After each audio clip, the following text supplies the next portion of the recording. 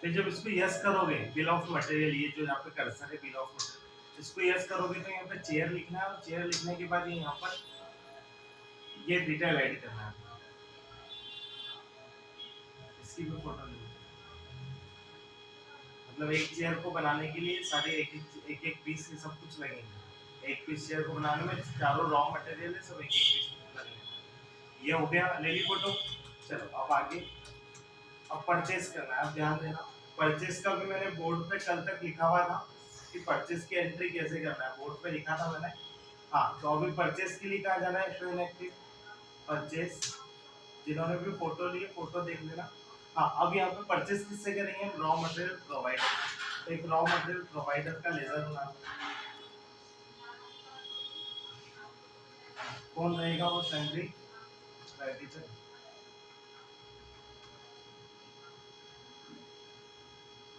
यहाँ पर परचेज के नाम पे एक लेजर बनाना पड़ेगा, परचेज और अंडर में परचेज। नेम ऑफ आइटम में प्रोडक्ट का नाम ले लो, जैसे क्या बनवाना है आपको, आयरन क्या बुलवाना है आपको, क्या मंगवाना है, iron pipe, location raw material godown, quantity 10, 120 का रेट, एंटर। फिर दूसरा chair form, raw material godown, quantity 10, rate 120। फिर दूसरा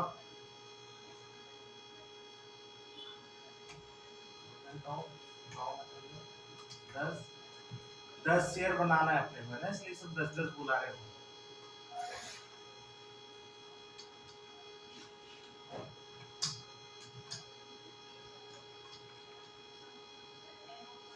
कितनी चेयर बनेगी टोटल, 10 कैसे पता चला आपको कि 10 चेयर बनेगी, क्योंकि हमने बिल ऑफ मटेरियल में लिखा था कि एक पीस चेयर को बनाने में सब एक एक पीस लगेगा। तो 10 चेयर को बनाने में सब 10-10 पीस, अगर हमने 10-10 पीस खरीदे मतलब 10 चेयर इसमें रेडी हो जाएगी, बन जाएगी। अभी यहाँ पर ये कुछ मटेरियल, रॉ मटेरियल है जो परचेस कर रहे हो, कच्चा माल, क्योंकि ये परचेस करोगे उसके बाद ही तो प्रोडक्ट बनेगा। तो ये पहले कच्चा माल खरीद लो। किससे अपन ने, किससे खरीदा है अपन ने, raw material provider Sandy creditor से अपन ने खरीदे है 10। आप मुझे ये बताओ कि एक चेयर में कितने रुपए का मटेरियल लग रहा है टोटल, 1200 का। एक चेयर में टोटल कितने रुपए का मटेरियल लग रहा है, एक 120 का। नहीं, सुनो ध्यान से सुनो, ये मटेरियल जो है कितने का है टोटल, 4800। ये मटेरियल में कितने प्रोडक्ट तैयार हो जाएंगे, कितनी चेयर बन जाएगी, 10। तो एक चेयर का प्राइस कितना रहेगा, 480। 4800 लिखा है। तो ये टोटल अमाउंट है, ये टोटल अमाउंट में ये टोटल प्रोडक्ट ही तो 10 चेयर बनने वाली है, मतलब 4800 रुपए में हमारी 10 चेयर तैयार होने वाली। एक चेयर पे कितना, कितने का सामान लग रहा है, 480 रुपए का। ये वो सामान है जो लगेगा हमारी चेयर में, तो एक 480 का पड़ा। अब एंटर करो, बस इसका अमाउंट याद रखना है, आप लोगों को देखना है और याद रखना है। अमाउंट याद रखने के बाद अब अगली एंट्री क्या होगी, सेकंड वाउचर कौन सा है, job work out order. F10 करो, शो इन एक्टिव पर जाओ, जॉब वर्क आउट ऑर्डर। ये यहाँ पर पार्टी कौन रहेगी हमारी, जॉब वर्कर। पार्टी नहीं बनाना पड़ेगी, जॉब सैलरी। जॉब वर्कर कौन, जिससे हम प्रोडक्ट बनवाएंगे। ये जॉब वर्कर की खुद की वर्कशॉप है, इसका अलग काम है, हम इससे, ये थर्ड पार्टी, हम इससे प्रोडक्ट बनवाएंगे। तो इसको पहले ऑर्डर देंगे हम लोग, किसको देंगे order, job worker. Order number यहाँ पे क्या ले रहे हैं हम, जीरो। नेम ऑफ आइटम में प्रोडक्ट का नाम क्या आएगा, क्या बनवाना है, चेयर। शो नहीं हो रहा है, मैंने एक्सेप्ट नहीं करा था।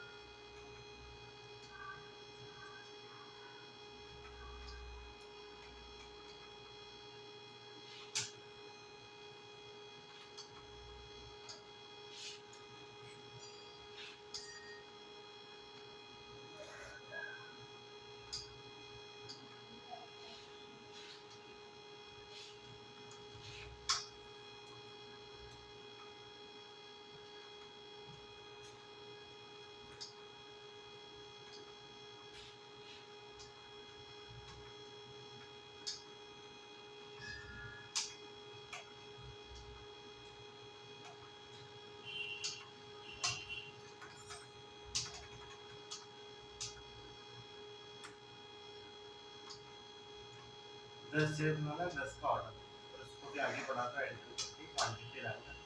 अब रेट कौन सा डालेना है, रेट समझ लो आपको। देखो 480 रुपये तो वो था अपना, कौन सा अमाउंट था 480 रुपये चेयर पे जो लग रहा है अमाउंट 480, और बाकी 200 रुपये और ऐड कर रहे हैं अपन वो बनवाने के, जो बनवाई का है वो 200 रुपये मेकिंग चार्ज है वो लेगा अपना जॉब वर्कर।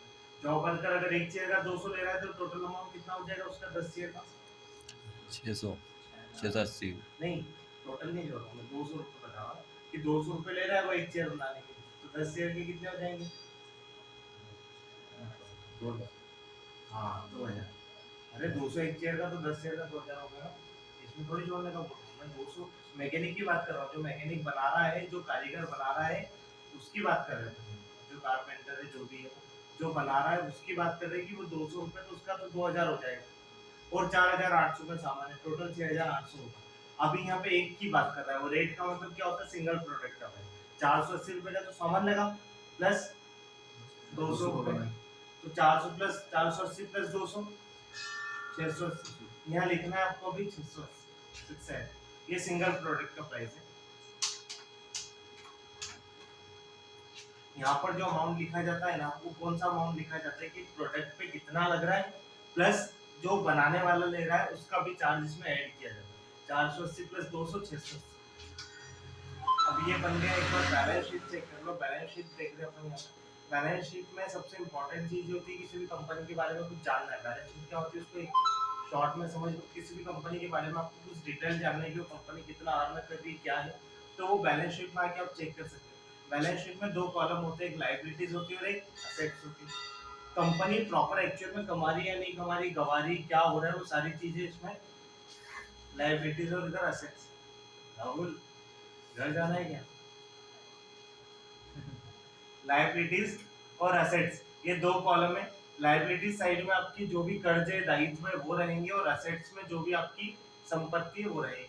लायबिलिटीज अगर कम है और असेट्स ज्यादा है, लायबिलिटीज मतलब दायित्व, कर्ज कम है और संपत्ति ज्यादा है, मतलब आप प्रॉफिट में। और अगर लायबिलिटीज ज्यादा होगी, कर्जा ज्यादा है और संपत्ति कम है, मतलब आप लॉस में हो बैठे हो। लॉस में क्यों हो जाओगे? क्योंकि कर्जा ज्यादा हो गया है ना और संपत्ति कम है अपनी। संपत्ति कम होगी तो संपत्ति बेच के भी कर्जा चुकाया नहीं जा सकता, तो मतलब घाटे भी जाएंगे, तो लॉस भी नहीं। तो ये है बैलेंस शीट, जहाँ से पूरा सारी चीज मैनेज होती है, जहाँ से सारी चीज चेक होती है। न्यू कंपनी है तो न्यू कंपनी में पूरी फ्रेश आपको बैलेंस शीट दिख रही है, जहाँ पर सिर्फ आपकी एंट्री। देखो अभी मेरे को बता रहा है कि आपके पास लायबिलिटीज बढ़ गई है। कितनी लायबिलिटीज हो गई है? 4800। किस बात की लायबिलिटीज? अभी कहाँ से कर्जा हो गया मेरे पास?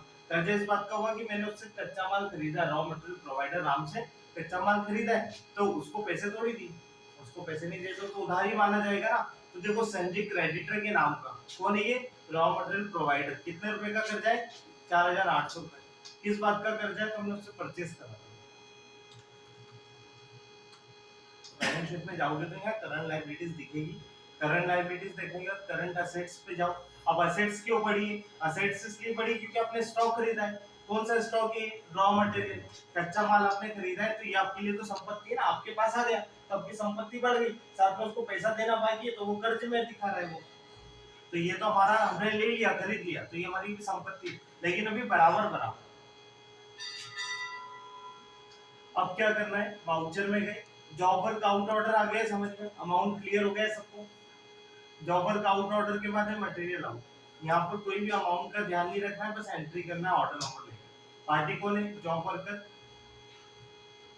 अब इसमें क्यों नहीं आया ऑर्डर नंबर? क्योंकि यहाँ पे एक ऑप्शन आपको इनेबल करना पड़ेगा, अल्टर। अल्टर में वाउचर टाइप, वाउचर टाइप में material out, use for job worker को। एक और कौन सा ऑप्शन होता है इसमें? Material in.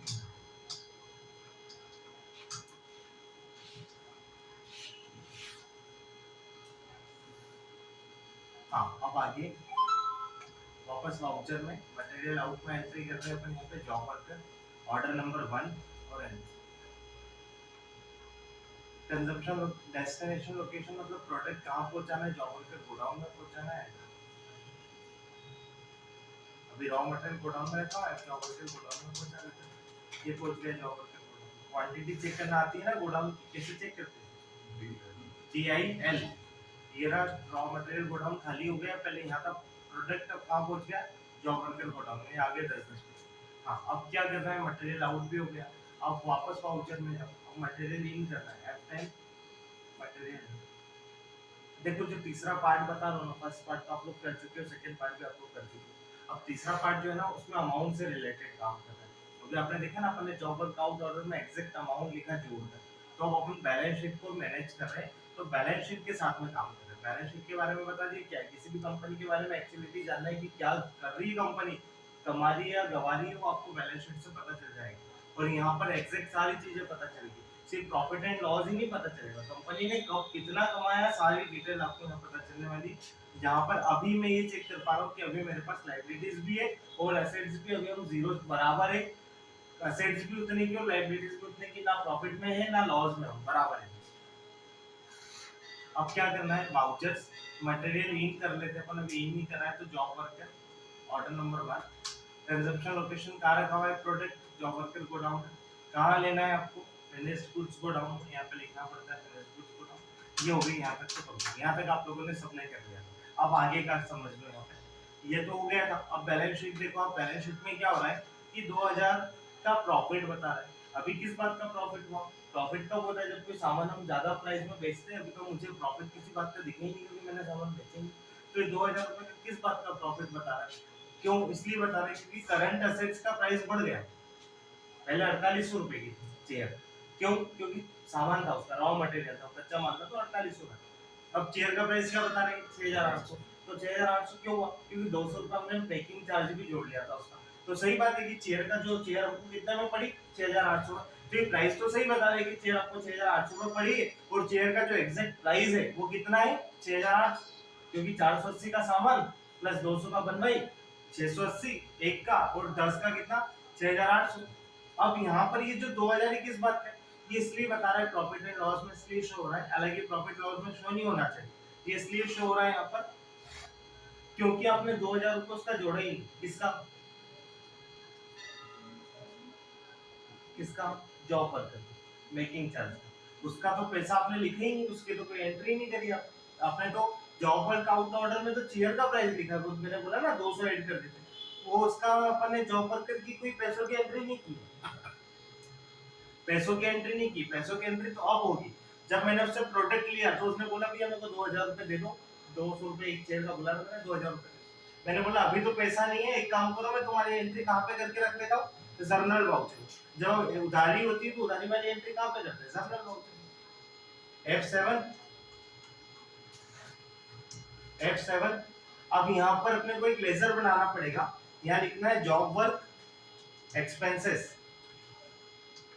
और ये क्या रहेगा, इनडायरेक्ट एक्सपेंसेस, ये जॉब वर्कर का खर्चा है, कितने का खर्चा हुआ है जॉब वर्क एक्सपेंसेस, 2000 रुपए का, किसके नाम का है, क्योंकि उसको भी पैसा नहीं दे रहा तो उधारी है, उधारी में नाम आता है ना, क्रेडिट में मैंने बताया था आपको एंट्री में, जैसे legal charges paid to Sunil लिखा होता था, तो डीआर में लीगल चार्जेस लिखते तो सीआर में सुनील लिखते थे, वैसे ही यहाँ पे जॉब वर्क एक्सपेंसेस है, job work expenses paid to job worker, job worker को जॉब वर्कर का एक्सपेंस जो खर्च हुआ उसका पैसा दिया, किसको दिया, जॉब वर्कर को, तो जॉब वर्कर का नाम आएगा सीआर में, कितना रुपए, 2000। अब ये तो उधारी की एंट्री करके रख लिया हमने जर्नल वाउचर, अब बैलेंस शीट में जाके चेक करोगे तो करंट लायबिलिटीज कितनी होगी, 6800, रॉ मटेरियल प्रोवाइडर को 4800 प्लस 2000 देना है, 4800 रॉ मटेरियल प्रोवाइडर को देना, और जॉब वर्कर को कितना देना बाकी, 2000। अब ये पैसा देना बाकी है, जर्नल वाउचर भी कंप्लीट हो गया, अब मेरे पास पैसा कब आएगा, मैं कब चुकाऊंगा इनको, ये बैलेंस शीट में लायबिलिटीज कब हटेगी, जब मैं प्रोडक्ट सेल करूँ, प्रोडक्ट सेल करूंगा तो पैसा बढ़ जाएगा, प्रॉफिट भी हो जाएगा और कैश भी आ जाएगा, नगद पैसा भी आ जाएगा, तो सेल करने की एंट्री, अब सेल में सेल्स में करो, तो सेल्स में वाउचर्स में जाओ, एफ ऐड करो, यहाँ पे कोई भी एक पार्टी को सेल कर दो, एक पार्टी बना लो, यहाँ पे रोहित के नाम से बना लो, रोहित एमडी, सेल हमेशा एमडी को होता है ना, एमडी मतलब सन्नी डेटर,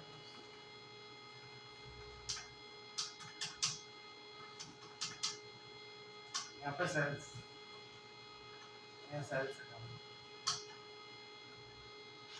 यहाँ पर क्या सेल करोगे, चेयर, कहाँ रखी हुई है, फिनिश्ड गुड्स गोडाउन, कितनी चेयर, 10, क्या रेट में सेल करेंगे,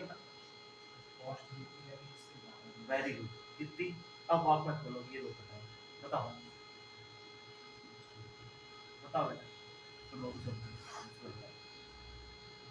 कितने की पड़ी चेयर हमको, कैसे बताओ, भैया ने बोला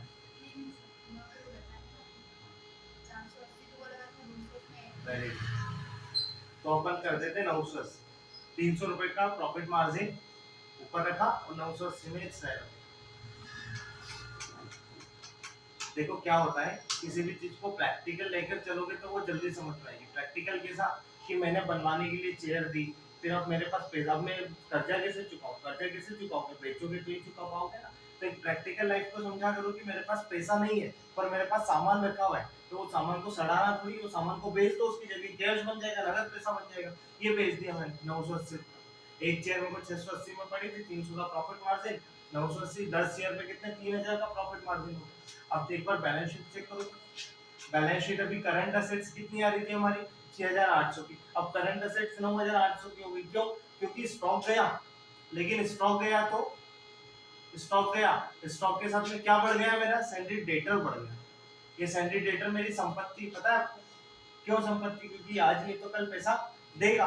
तो सैंडरी डेटर जो है वो अभी संपत्ति अपनी, कौन है, रोहित एमडी, ये 9800 रुपए देगा, लेकिन ये देगा कब, जब भी देगा। तो आप एंट्री कहाँ करोगे, रिसिप्ट वाउचर में, पैसा लेना है ना उससे, तो एंट्री रिसिप्ट वाउचर में ही लिखा है इसमें। अब क्या किससे लेना है, रोहित से लेना है। क्यों लेना है, क्योंकि सामान बेचा उसको, कैश, क्यों भैया, रिसिप्ट में पैसा ले लिया, लेने के बाद यहाँ पे एक बार चेक करो बैलेंस शीट, पैसा ले लिया तो कोई चेंज नहीं हुआ 9800 ही, लेकिन यहाँ चेंज हुआ, अंदर जाओगे तो अंदर चेंज दिखेगा। क्या हुआ, कैश इन हैंड, नगद पैसा, कैश मतलब नगद आपके हाथ में आ गया, कितना आ गया, प्रॉफिट मार्जिन अपना 3000 का ये बता रहे हैं ना, 9800 आ चुका है। कर्जा कितने का है, 6800 का। तो अब कर्जा चुकाएंगे, ये पेमेंट बाउंस। F5 पार्टी कौन है, रॉ मटेरियल प्रोवाइडर, कितना देना है देखो ये लिखो,